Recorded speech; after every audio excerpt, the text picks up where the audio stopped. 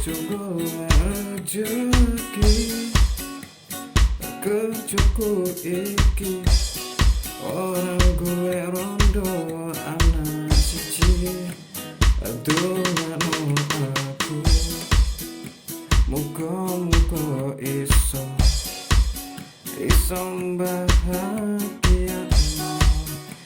kowe lan wong tuwa kerjaku iki amun golek rezeki kerjaku orang golek sensasi aduh